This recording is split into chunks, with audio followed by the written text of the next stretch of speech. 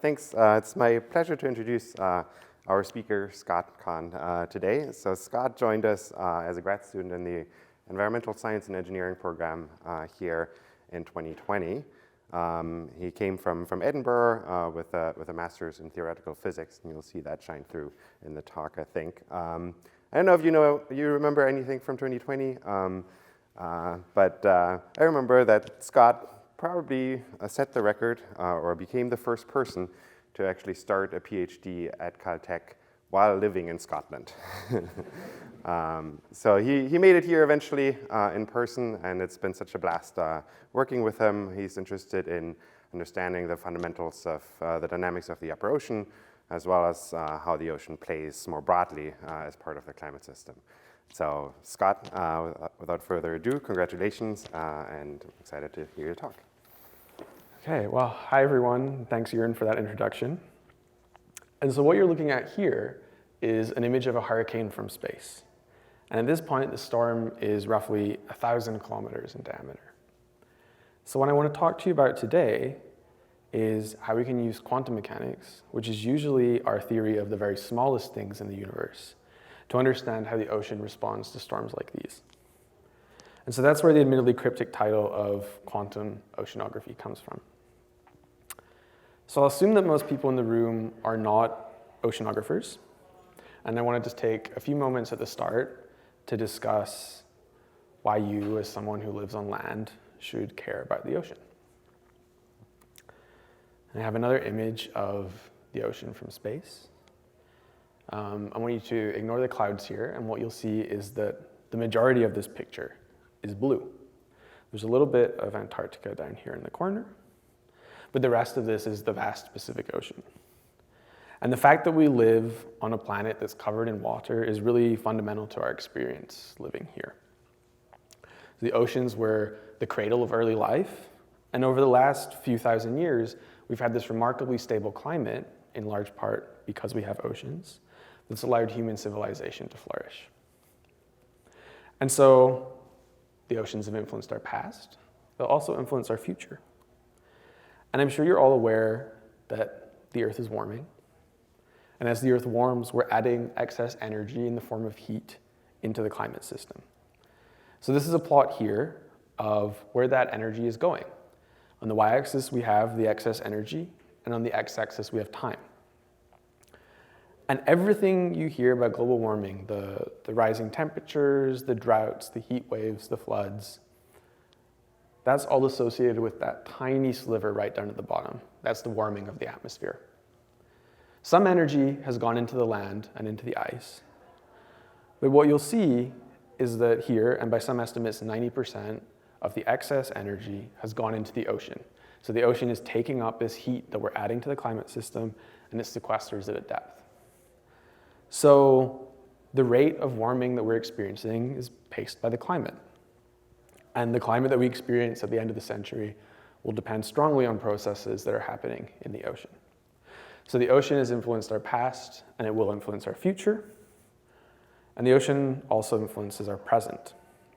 So I have 3 examples here just showing how the ocean influences weather on land. So the first one is that the ocean influences the annual temperature range. And so that's the difference between the coldest temperatures in the year and the warmest temperatures in the year. And here this is plotted for the United States.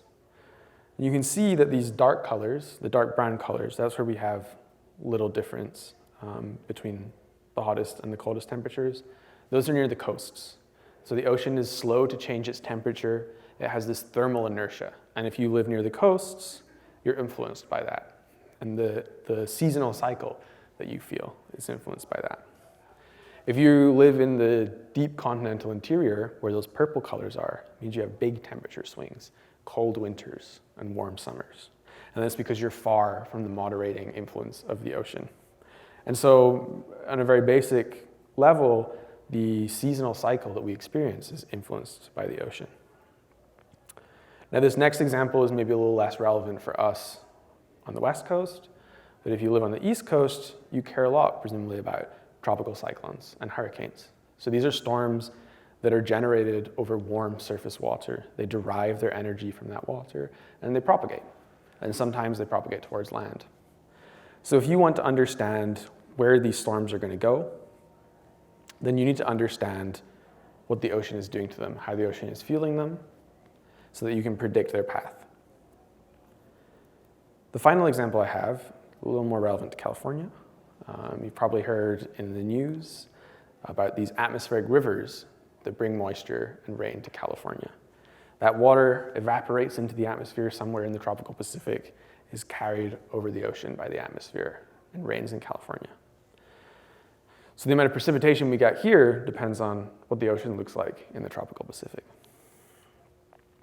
So these examples are very focused on weather on land. That's not to mention shipping, the marine economy that cares very much about weather over the ocean and the ocean conditions itself. So this is just maybe some brief motivation why you should care about the ocean. And now I want to talk a little bit about how, as oceanographers, we study the ocean. And generally, what we like to do is split the ocean up into different components of the flow. And so generally what we like to do is break the ocean up into different components, understand the physical drivers of those components, and how they interact with each other. So I'm going to show you a video here for the North Atlantic. You can see the east coast of the US, Spain, and North Africa. This is a simulation, and lighter colors here mean faster speeds. So you can see that the ocean is a turbulent and chaotic fluid, but in all this chaos there is order, okay? And we like to split the flow up into components. So you might be drawn to this flickering motion in the top corner. Those are the tides. Or maybe you're looking at this large-scale current here that goes along the coast of the US and moves into the Atlantic. That's the Gulf Stream. But you can also see the Gulf Stream isn't just a straight path. It has wiggles and meanders. And sometimes those shed these coherent vortex-like structures. Those are called eddies. They're everywhere in the ocean. They're the equivalent of the ocean's weather. And then finally, if you look in this corner here, where the currents and the eddies are weaker, you can see this flickering oscillation. Those are waves. And so in this simulation, what we can see are tides, we've seen currents, we've seen eddies, and we've seen waves. These are the main components of the ocean circulation. So let me get back to that initial question I started with. What do storms do to the ocean? Turns out storms generate waves. So we're going to be talking about waves today. And they generate a very special type of wave called near-inertial waves that play an important role in the climate system. And so I can maybe reframe the question from the beginning. Instead of saying, how can we use quantum mechanics to tell us how the ocean responds to storms? How can we use quantum mechanics to tell us how near-inertial waves evolve in the ocean? So a brief outline here. I want to start off by talking about what are near-inertial waves, what do they look like, and why should you care about them? Then I want to talk about the physics of near-inertial waves, and that's where we'll meet the quantum mechanics. We'll use quantum mechanics to build some intuition about how these waves behave differently in different conditions. We'll try and develop some expectations for what these waves might look like in observations. And then right at the end, briefly, I want to talk about the future of near-inertial wave observations and what new technology might do for us there. But back to the storms. And so let's imagine we have this really strong storm blowing over the ocean. Those winds push on the ocean water, and it starts to move. And so you might have heard of the Coriolis force. And this is a really important force for the atmosphere and the ocean at these scales. And the Coriolis force is an example of what we call a pseudo-force. So you probably have all experienced a pseudo-force. If you've ever been in a car and it's going quickly around a corner, you feel yourself being pushed out. And there's not actually anything pushing on you. That force arises because your frame of reference, the car, is accelerating as it goes around the corner. And so the Coriolis force is very similar. It arises because the reference frame, in this case, the Earth, is spinning. And the main thing you need to know about the Coriolis force is that in the northern hemisphere, it is acting to the right of the direction of motion of water.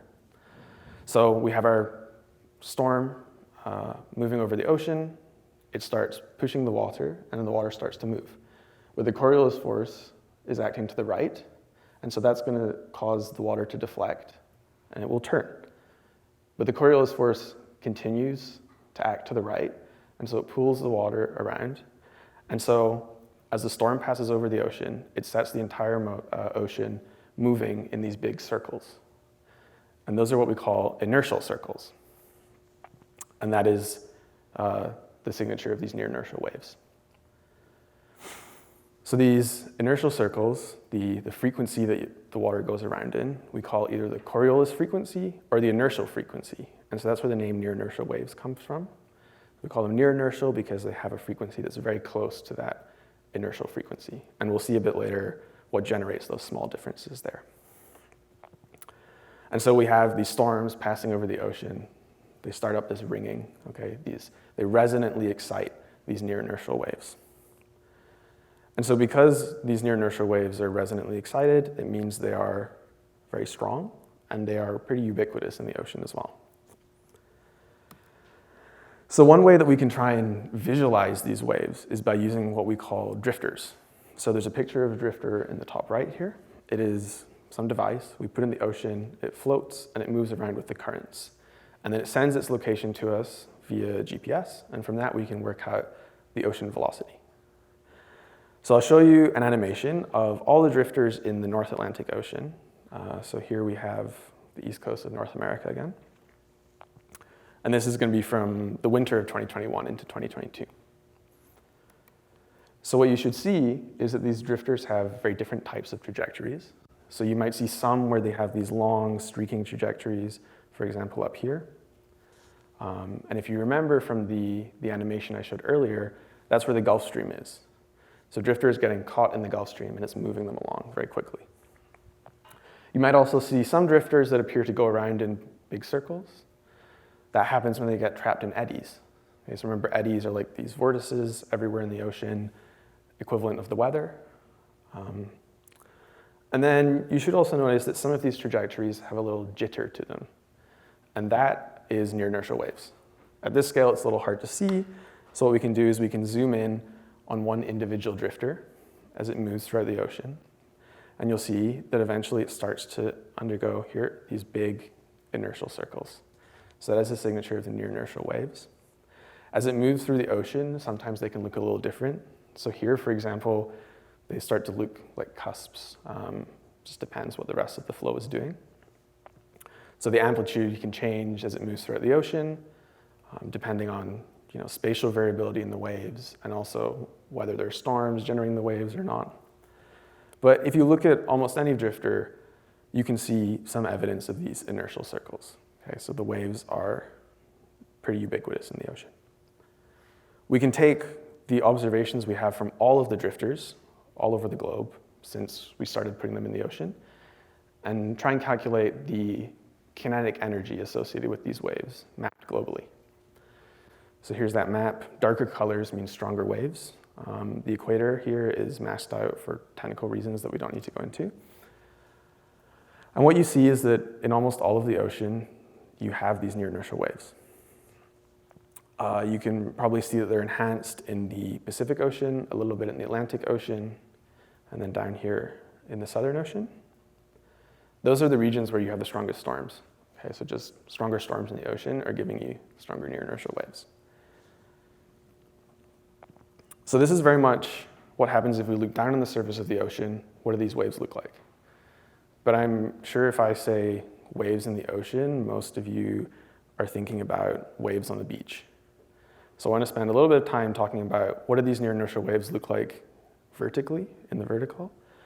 And so they're what we call internal waves. So on the ocean, on the surface of the ocean, you have waves. They're on the boundary between the ocean and the air. Internal waves, they're inside the ocean. So they're on the boundary between fluid of one density and fluid of another density. So I'll show you a video of what it looks like as near-inertial waves pass through the ocean. So this is depth in the vertical, and then you have X and Y in the horizontal. The colors here represent the temperature of the water in the ocean. So you have colder water that's darker on the bottom, and you have warmer water above. These dashed lines here, those represent those layers of constant density when the ocean isn't moving. And so you just have all of the dense water right at the bottom, and as you go up, it becomes lighter and warmer. And then you have this darker line, okay, and that's what happens to those interfaces as a near-inertial wave moves through. So you can see very clearly here that the near-inertial wave is associated with oscillations in those interfaces between water of one density and water of another density. I've also plotted on the surface the velocity vectors associated with the waves. And so what you can see is that they're rotating around in a circle. And that's just another manifestation of those inertial circles. So for near-inertial waves, we have the Coriolis force in the horizontal that's causing these big inertial circles. And then we also have gravity in the vertical that's causing these oscillations in the density surfaces. So hopefully that convinces you that these waves are pretty ubiquitous in the ocean. But still, why should you care about them? And it turns out that one of the biggest roles that near-inertial waves play in the climate is their impact on the sea surface temperature. So in general, in the ocean, you have colder water at depth and warmer water up high. And so this is just a sketch of what that temperature profile might look like, getting colder as you go deeper. But at the very surface of the ocean, there's this layer that the atmosphere has really efficiently mixed or homogenized. So the temperature in that layer doesn't change, and we call that the mixed layer. And that can be anywhere from 10 to 100 meters deep. So let's imagine that a storm comes along, and it generates these near-inertial waves in the surface ocean. And just like waves on a beach, when they get too large, they can break. And so if you've ever been to the beach and you see these waves break, you see there's all this foam in the water, and maybe you're being sprayed. It's because when the waves break, they mix air into the water, and they mix water into the air. So the near-inertial waves are going to do exactly the same thing when they break. It's just they're going to mix fluids of different densities. So storm comes along, generates near-inertial waves in the mixed layer, and they break. They're going to mix some of that colder water from below into the mixed layer. And that's going to do two things, right? One is you're just adding more water into the mixed layer, so you make it deeper. And the other thing you do is, because that water is colder, you've now made your mixed layer colder. And so near-inertial waves, when they break, they cool and they deepen the mixed layer. And so it turns out this is really important because the temperature of the sea surface, right, the temperature on that interface between the ocean and the air is really important for the climate. And here I just picked out 3 kind of influences that has. And if you remember back to those 3 reasons I told you should care about the ocean, it turns out near-inertial waves influence all 3 of those reasons as well. So the first one is very simple. It's just the temperature of the ocean surface determines how much water evaporates out of the ocean into the atmosphere. That water then falls out as rain. So near-inertial waves impact the sea surface temperature. That impacts how much precipitation we feel. The second reason is it impacts the marine climate. So living in California, specifically in LA, you're probably familiar with the marine layer. How that marine layer forms, okay, so it forms over the ocean and it moves over land. How it forms, its properties depend on the temperature of the surface ocean, okay? And then the final example, which is probably the most extreme example, is tropical cyclones or hurricanes. So I said earlier that these storms are born over warm surface water, and then they move over the ocean. But they're also really strong storms, which means they're going to generate really strong near-inertial waves. Those near-inertial waves will break and change the temperature of the ocean surface. So there's this coupling here. The storms generate waves that change the surface temperature, and it's that surface temperature that drives them. So if you want to accurately know, okay, where is my cyclone, my hurricane going to go, then you also need to understand what that storm is going to do to the ocean. So this is very much focused on the impact of near-inertial waves on weather and climate, but I have one more reason why you should care about them if you ever plan to get lost at sea. So it turns out that near-inertial waves can influence marine search and rescue. And so if you get lost at sea, presumably you want the Coast Guard to come and find you. And to do that, they need to know where you are. So if they know something about the ocean surface velocity, then they can figure out where you've gone. In California, or off the coast of California, we have really good data about what that ocean surface velocity is. And I'll show you a little animation of it here. If you look closely, you might see that rotation of the velocity vector associated with the near-inertial waves. So this data captures the near-inertial waves, it captures everything, it's great. But you can see it doesn't go out very far, right? About 100 kilometers. So we don't have this information everywhere in the ocean. And I just want to show a little example of why that's important.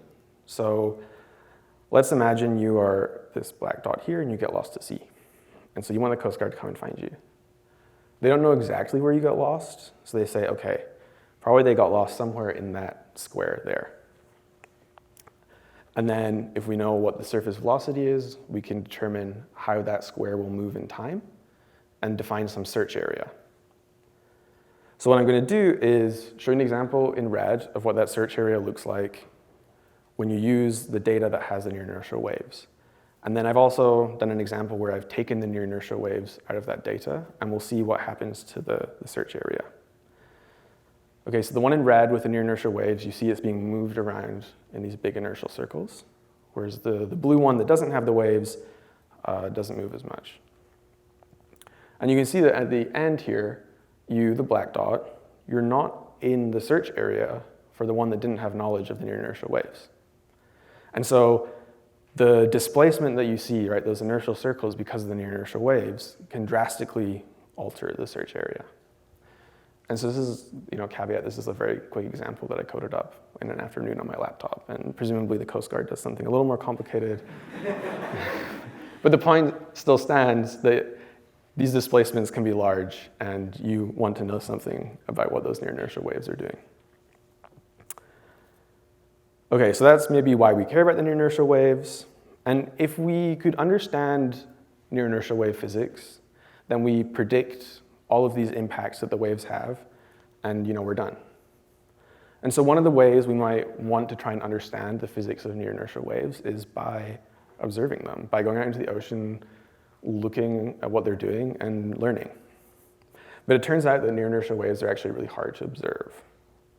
So if we go out into the ocean, into the open ocean, there's generally 3 ways we can make observations. One, we get on a boat, we go out, we take our measurements, and we go home.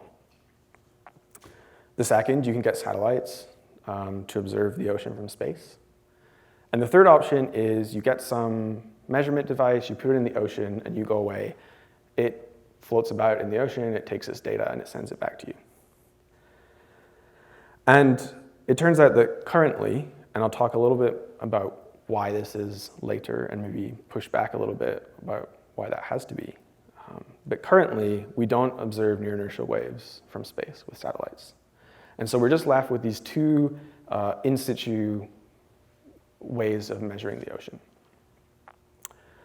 And these observations are really sparse, right? So if you imagine the scale of a boat or one of these measurement devices compared to the entire ocean, right, those are like really sparse observations. But you can do it, you can go out, take your measurements, and when we do this, what we find out is that near-inertial waves seem to behave differently in different regions. So it's telling us that there is some underlying spatial structure of how the near-inertial waves behave, but we don't really have a good sense of what that structure is because we just have these really sparse observations. So now I want to talk a little bit about the physics of near-inertial waves, and we'll see where the quantum mechanics comes in. And we'll use that to try and build some intuition about how these waves behave. And specifically, we'll try and use that to build some expectations for how these waves might appear in the sparse observations that we do have in these different scenarios. And so really, we're going to try and use the quantum mechanics to help fill in the gaps with these sparse observations. So the first thing we have to realize when we're trying to understand the physics of near-inertial waves is that when the storms pass over the ocean and they generate these waves, they're not generating them in a still ocean. Okay, they're generating them in this dynamic ocean that already has all these other features. and the near-inertial waves can interact with those other features. And it turns out that the most important interaction for near-inertial waves is with the eddies. So if you remember the eddies, that's like those vortices, they're the equivalent of ocean weather systems. And we usually describe these eddies with a quantity called the vorticity. So if you think of an eddy like a spinning vortex, the vorticity tells us how strong is the eddy spinning, and it also tells us the direction the eddy's spinning in. So here I've got a plot of the vorticity in a simulation of the North Atlantic again, east coast of North America here, Spain, North Africa. So when you see the blue eddies on this plot, okay, that means that they are spinning clockwise, and we call those anticyclones. When you see the red eddies, that means they're spinning in the opposite direction, and we call those cyclones. And so you see that these eddies are everywhere in the ocean. I can zoom in a little bit. And so what we have here, we have the Gulf Stream, and then we see all these beautiful eddies that are being shed off the Gulf Stream. So we have a nice cyclone here, an anticyclone. But if you look closely, you can see they're everywhere. There are smaller ones all over the place. And so if we want to understand near-inertial wave physics, we really need to understand how near-inertial waves are also interacting with the eddies in the ocean. And so I can summarize the physics of near-inertial waves. Storm generates the waves. We want to understand how do they then evolve, what processes causes them to change. And so there are generally three processes that can cause the waves to change. The first one is advection. So if you imagine the storm comes along, it generates some waves. We also have an eddy. And so the eddy moves the waves around. That's advection. The next two are a little more difficult to understand, so I'll talk about them a bit here, but then we'll also use the quantum mechanics to try and get some intuition about them. So the next one is refraction. You know, you've probably heard of refraction of light. It goes from, say, air into glass, light bends. These waves, near-inertial waves, do the same thing. They bend due to changes in the medium that they're propagating through, and in this case, the medium is the eddies. So as the waves are generated, they propagate through the ocean that's filled with eddies, and those eddies influence how they go. And then the last one is dispersion. So you imagine a storm comes along, and it generates some near-inertial waves in a localized region. Those waves don't stay localized in that region, they spread out. Okay, so dispersion is this tendency of near-inertial waves to spread out. And so this is the physics of near-inertial waves in words, but really we put it in mathematical symbols, and that's called the YBJ equation. So that's the top one up here. This phi is some quantity that describes the waves, and then the YBJ equation tells us how do these waves evolve in time. And it turns out that the YBJ equation is exactly the same as the Schrodinger equation from quantum mechanics that describes how a quantum particle evolves. Okay, so that's the bottom equation. The psi is the wave function that describes a quantum particle, and the Schrodinger equation tells us how does that evolve in time. And so you might be saying, okay, sure, these look the same, but you've just hidden all the details in this operator h. Well, if I write it out, then the YBJ equation is a Schrodinger equation. Okay, so this first term here that represents dispersion of near-inertial waves, and it's analogous to the kinetic term in quantum mechanics. Our next term, that describes refraction of near-inertial waves. And so it involves if you remember, zeta was a symbol for the vorticity. And that's exactly analogous to what's called the potential term in the Schrodinger equation. And then we have one last term in the YBJ equation that describes advection. And this doesn't have an exact analogy in the usual Schrodinger equation. If you write the equation for a quantum particle in a magnetic field, then you get a term that's exactly the same as the advection term. But it turns out that we can get quite a lot of intuition just from focusing on the dispersion and refraction terms that have analogies with the usual Schrodinger equation. So I won't talk too much more about the advection term. And so this potential V here is really important in quantum mechanics. So I want to spend a little bit of time talking about what that means and what it can tell us. And so the potential is something that tells us about the forces that are acting on a particle. And I want to start here with like a really simple example, classical physics, a ball rolling in some valley. And so it's an example of a gravitational potential. And so if we know the potential, we know the initial conditions of the ball, then we know how it evolves for all time. And so in this case, we start the ball up here at rest. Gravity is going to pull that ball down to the very lowest point of this valley. But once it gets there, it's still moving. It still has kinetic energy, so it's going to go back up. But the key point, we started from rest. The ball can't go higher than it started. And so this defines what we call the classically excluded regions, which is just a fancy term for saying the ball won't go higher than it started. So this is all classical physics, but I told you near-inertial waves are analogous to quantum physics. So there are a few adjustments we have to make here. The first one is that when you're talking about quantum physics, you can't talk about the location of the ball anymore. So if we have a quantum particle, we can't talk about its location. We can only talk about the probability of finding the particle in a given location. And so what I have here is, again, some dashed line that represents the energy of the particle. And this green line, that is the probability. So when the green line is at the same level as the dashed line, that means 0 probability. And then you see when it's further away, that means larger probability. So here, the probability is largest in the center of the potential, and it decays as you go out. So when you're deep into the classically excluded region, there's no chance you find the particle. But if you look closely just into the classically excluded region, there is a probability that you can find the particle. So this is one of the weird things about quantum mechanics. It's called quantum tunneling. And it's kind of like saying in the example before that there is a chance that the ball goes higher than where it started. And so obviously in classical physics, that's not the case, but in quantum physics, that's possible. And the other difference we have in quantum physics is that before, we could start the ball with any energy that we wanted to. But now that's not the case. In quantum mechanics, you can only get certain energies of the particle.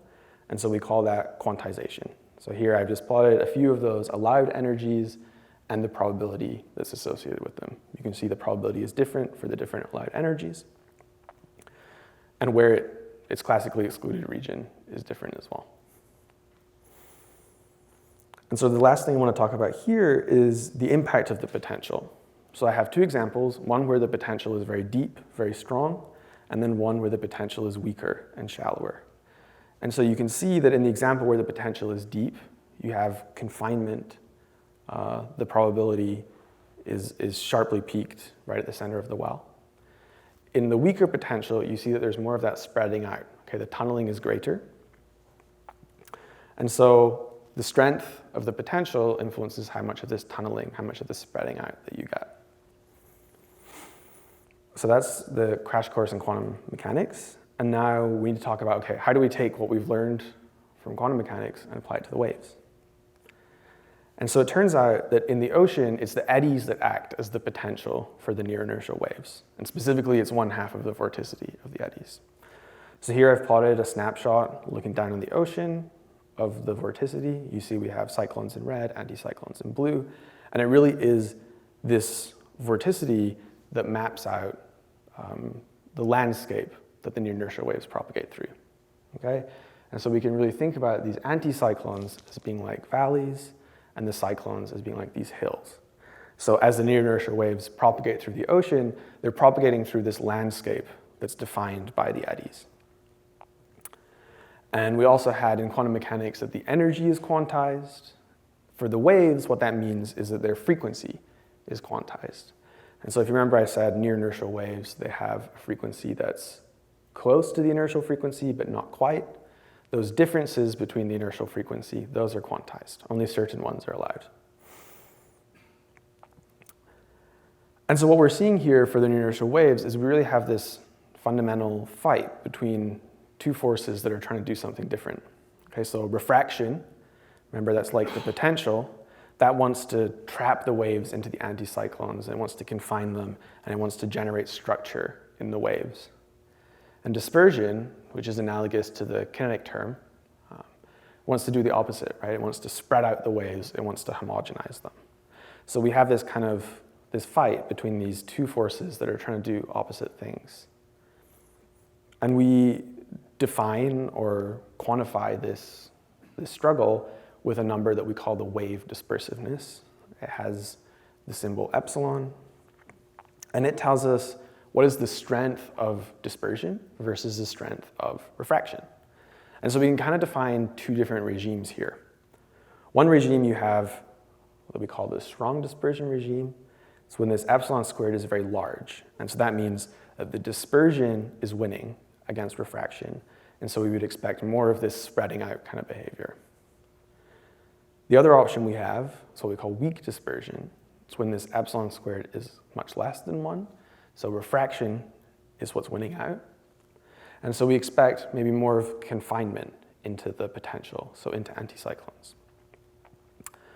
So I want to talk a bit about how the waves look in these two different regimes, what that might mean for climate, and how we can develop some signals of these different regimes in observations so that we can try and map how these waves are behaving globally. Okay, so let's start with the strong dispersion regime. Remember, that means dispersion is strong compared to refraction, so we expect more of that spreading out behavior. So refraction is trying to concentrate the waves into anticyclones. It's trying to impose this structure, but the dispersion is much stronger than it. So it says no, it homogenizes, it spreads things out. So I'm going to show you an example here. Let's imagine we just have one isolated anticyclone. And down here is what the waves look like for that anticyclone. So if you're a physicist, this is the eigenmode. If you're not a physicist, it doesn't matter what that term means. Just think about it as darker colors, stronger waves. And so what we see here is it's really boring. Okay, the waves look pretty much the same everywhere. There's no structure, there's nothing exciting. You can see a little bit of enhancement in the anticyclone, but yeah, other than that, this is the boring case. Dispersion has won and smoothed everything out. And so the winds come along, and if they generate waves that are strongly excited, they generate these waves, that are strongly dispersive, they generate these waves that have very little horizontal structure and a narrow range of frequencies. And so what we see here is there's no dependence on the vorticity. The waves don't care about the vorticity. And so if we were to go out and observe something, say the mean frequency of the waves, if we were to go into a cyclone versus an anticyclone, measure the frequency of the waves, we shouldn't notice a difference because the waves don't care about the eddies in this case. And we'll contrast that to what happens in the strong dispersion case.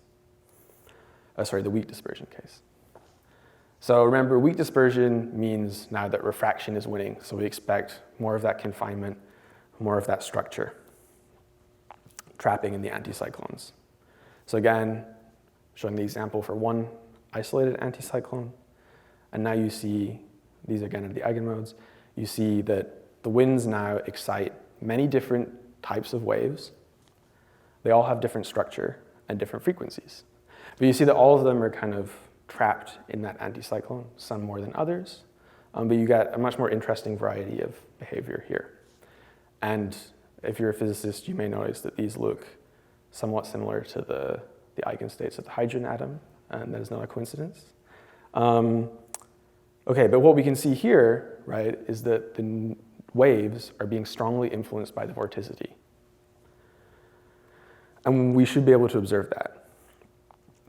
So let's go back to our example of the quantum potential, and let's imagine we're right at the bottom of the potential.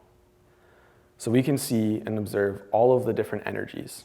None of them are in the classically excluded region, because to be in the classically excluded region, the energy has to be less than the potential. And if we're right at the bottom of the potential, then there's no energy lower than that. And for the case of the waves, this would be analogous to us being right in the center of an anticyclone. So now let's imagine that we move higher in the potential. And so any energy that's higher than us, that's fine, we can see it, it's allowed. But if there's any energy that's much lower than us, then we're deep into the classically excluded region for that energy, and we can't observe it. It's been screened out. There are some energies that are maybe just a little bit lower than us, and so those, because of the tunneling, we can still see them. But in general, what you find is that as you go higher in the potential, those lower energies are being screened out. And for the waves, what that means is as you move from the anticyclones into the cyclones, the lower frequencies are being screened out. So if we go and we measure what is the mean frequency of the waves, we should be able to see this difference. We should be able to see the frequency increase as we go out of the anticyclones and into the cyclones.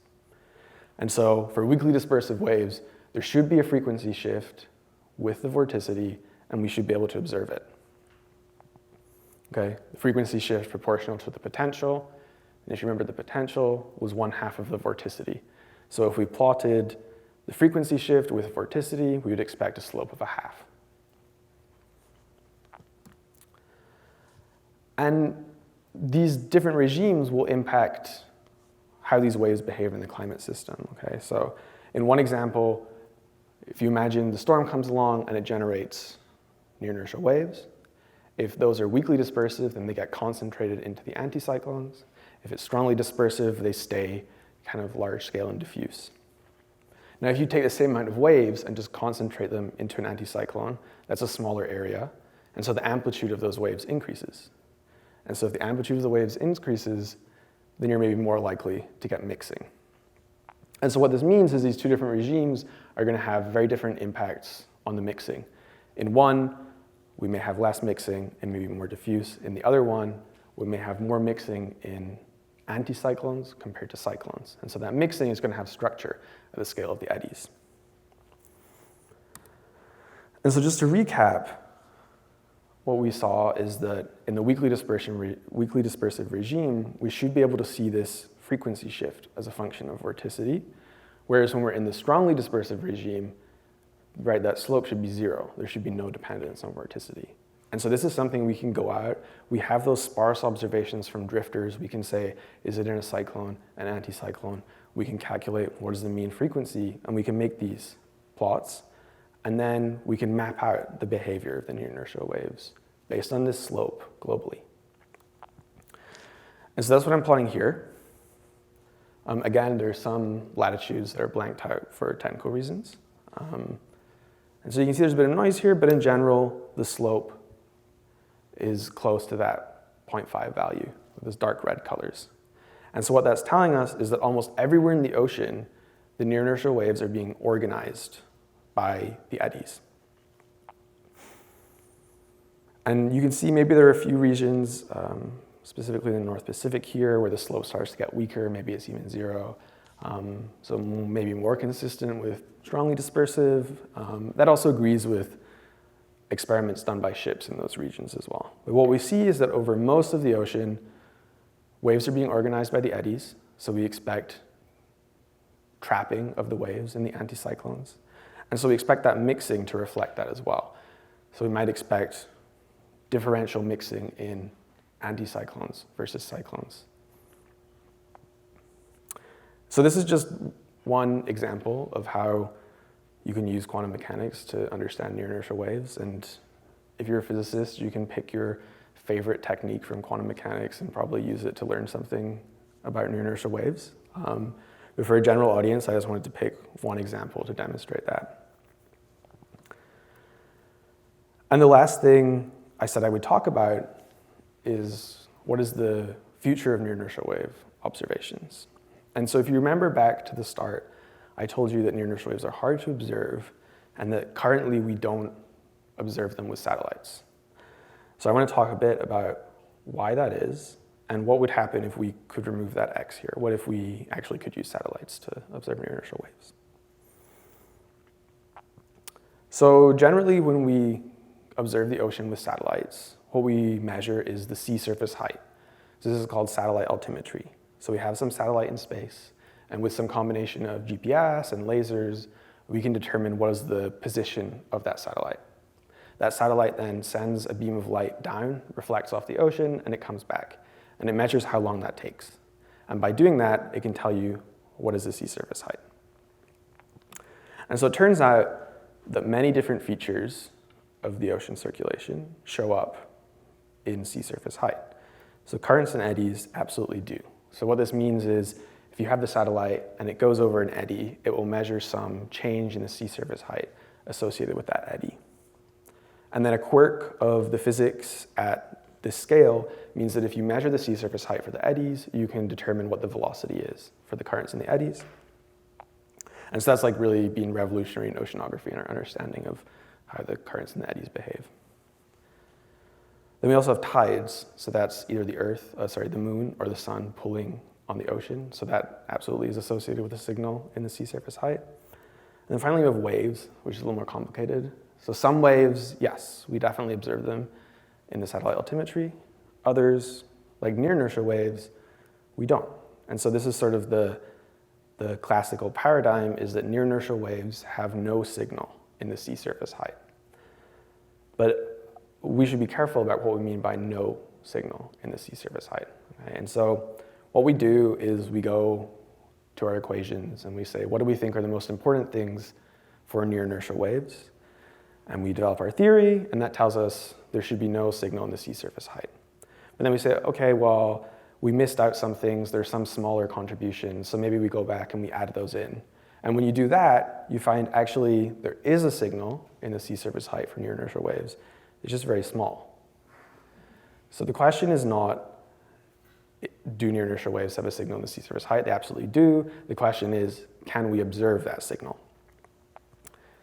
And it's a very interesting time for us to be talking about this because NASA recently launched a new satellite called SWAT that's also doing satellite altimetry, but you can see on the left, that is our conventional view of the ocean sea surface height from satellites.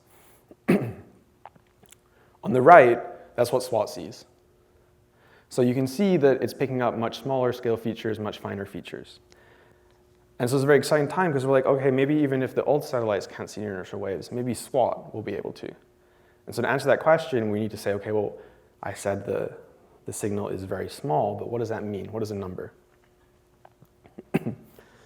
So we can go away, and here I've taken some realistic simulations we ran of near-inertial waves and just calculated the sea surface height. And this is a snapshot.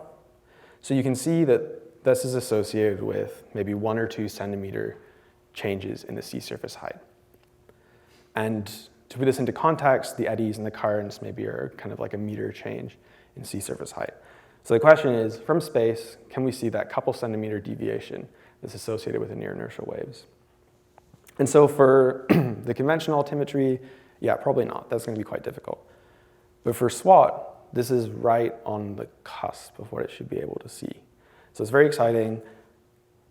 You know, a couple centimeters might be observable by SWAT. This is very ongoing work. So what we're thinking about now is, okay, can we pick like a region in the ocean to give SWAT the best chance of being able to see near-inertial waves where they're strongest? And there are also other satellites in development, various stages of development that might be able to see near-inertial waves that might actually observe the ocean velocity directly. And so, yeah, I kind of want to leave it there. This is an exciting time that, you know, looking towards the future, if we, you know, continue working on new technologies, observing the ocean, you know, we can learn a lot about the physics that's going on in the climate system. And so, yeah, I have some conclusions, but mainly I really just hope that this has been an interesting story for you of how results from different fields can find utility in maybe quite unexpected places. And like I said, if you're a physicist, then you know, there's a lot of scope for taking techniques and learning about the ocean. And so I just want to also say thank you to my advisors, Jaren and Andy, collaborators, Albion and Joe, and then just everyone in Jaren and Andy's groups. So yeah, thank you for listening, and I'm happy to take any questions.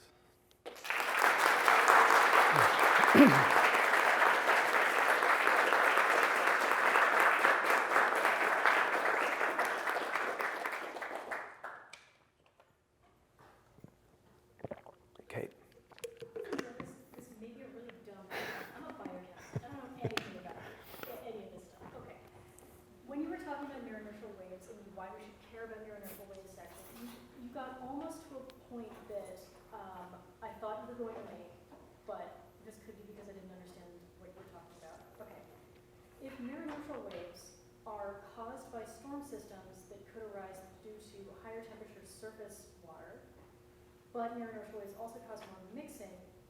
cooling water in, I presume, higher surface layers. Do near-inertial waves have like an inverse impact on surface temperature of water? And if so, how does that affect storm formation? Do we have any idea? Yeah, so the question was about if near-inertial waves, through that cooling effect, have some like influence on, say, storm formation. And so, yeah, that was the point I was getting at, was if you imagine the hurricanes, they take their energy from that warm surface water. And so they're also very strong storms, generate near-inertial waves. Those near-inertial waves could mix and cool the surface waters. So I think that idea is fairly clear. Putting numbers on that, I think, is a little tricky. There was a paper literally came out this week that was dealing with those sorts of interactions that I haven't read in full yet. And I think part of it is we still don't have maybe the best understanding of what that mixing looks like sort of in the localized region around the storm, because it's hard to observe. There are some observations in the wake of hurricanes, but I'm not aware that anyone has gone out and observed what that's doing directly hurricanes. Yeah. So yeah. William? So the main effect seems to be the temperature shifting. You can observe that from the satellite, but do you see any, or maybe you can, I'm not sure. Do you see these effects consistent with like where you model them to be? Like large, I guess these are kilometer changes. Yeah, so the question was whether you can observe those changes in the sea surface temperature associated with the waves. I think that's a little tricky because there are so many other processes that also affect the mixed layer depth. And so you can observe, say, large storm passes through.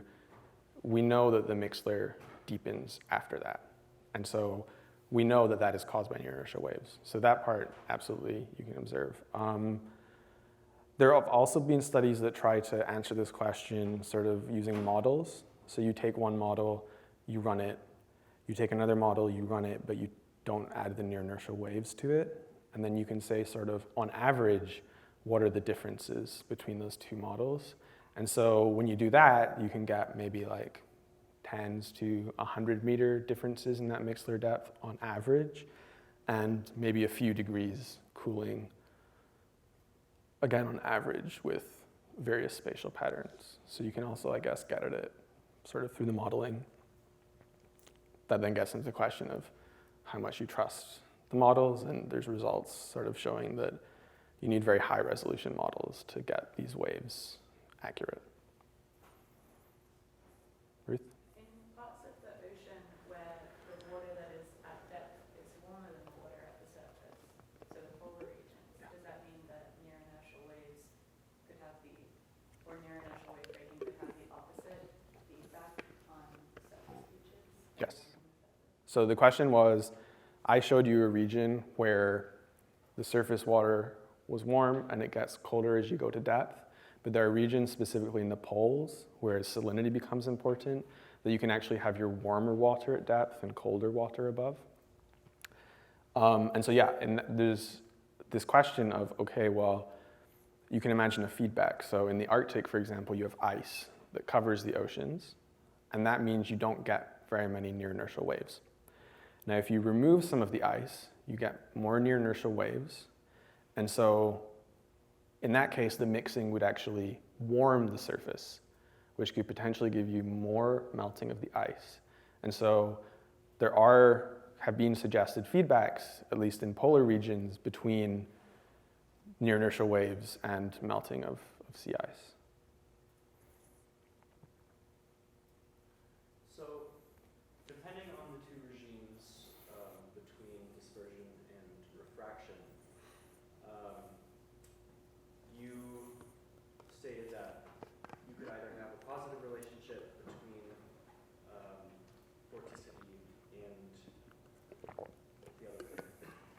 Frequency. Frequency, that was it. Or a 0 to a very slightly negative relationship. But in your map of that slope, there are some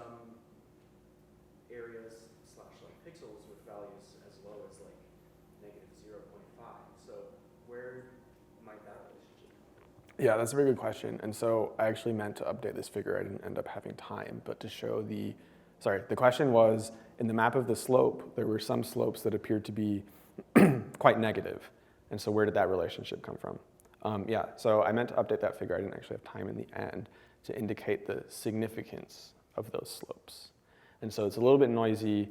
There are some values that are negative, but those tend not to be statistically significant.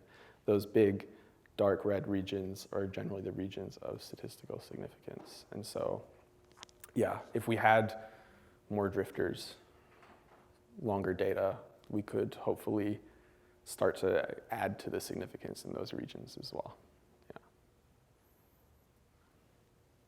If SWAT measures sea surface height, and there's the eddies and tides, and then there's also the surface interface waves that are presumably larger than 2 centimeters, how do you back out a 2 centimeter difference? This is a good question. Sorry, the question was, in SWAT, if you have, say, the eddies and the tides and all these other stuff, and then specifically as well, surface waves, how did you back out the 2 centimeter signal? Yes, so, I mean, first of all, those surface waves are generally very small. Okay, so the footprint of SWAT is much bigger than the surface waves. And so there are people in the audience you can talk to about the impact of those small surface waves. And I think it's generally in the noise part of SWAT. But yeah, how'd you go about actually potentially extracting that signal, the near-inertial wave signal from SWAT? And on the face of it, it's very hard because the repeat time for SWAT in its first phase was a day. And so the period of these waves is more like half a day. So they're very heavily aliased. But you do kind of have help because they're very intermittent. They're associated with the storms. And so you don't just have information about the sea surface height, you also have information about the storms, and you can get a very good guess of what the waves should be. And so it's not like you're looking for that signal with no guidance. You have atmospheric data that can sort of help you. And then, you'd also want to pick regions with the strongest waves. So you got a stronger signal, for example. So you can maybe be a little bit judicious in where you look, and yeah. Sorry if you said this already, but what is the order of magnitude of the mixed layer deepening from just inertial waves? Yeah, so the question was, what is the magnitude of mixed layer deepening from just inertial waves? A couple answers. I mean, you can get very large. So say a storm goes over, then you could get maybe up to like 100 meters or so change. The other question is sort of climatologically. So if you say, because the mixed layer is very variable. You say, what is the average mixed layer depth in a region? And so like I was saying earlier, if you can do models, you can do maybe a model with and without the waves, and you say, what is the difference between the average mixed layer depth in a region? And that can be sort of tens to hundreds of meters, or 100-meter difference as well.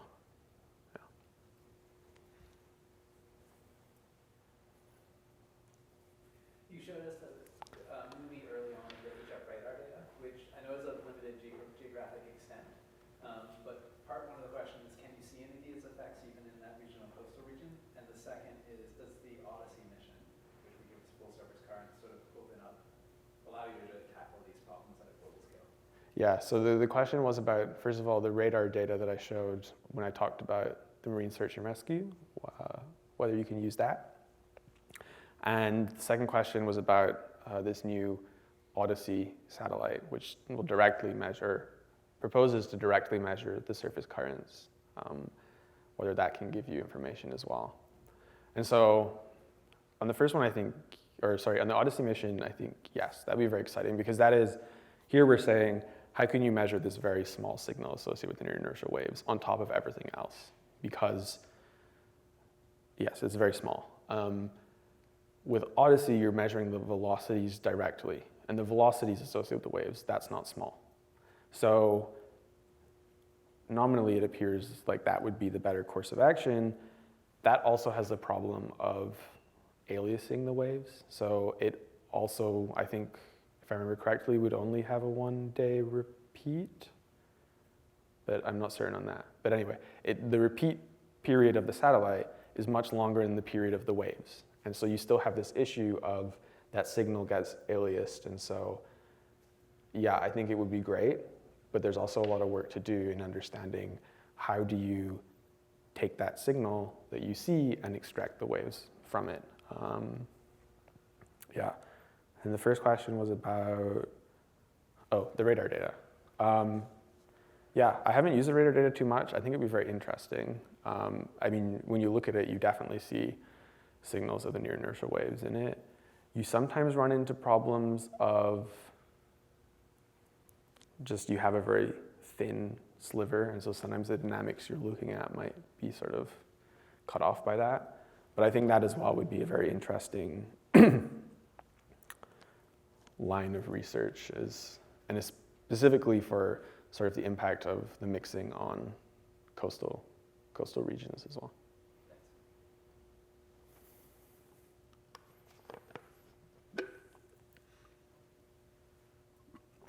Cool, well, if no one has any other questions, then thank you all for coming.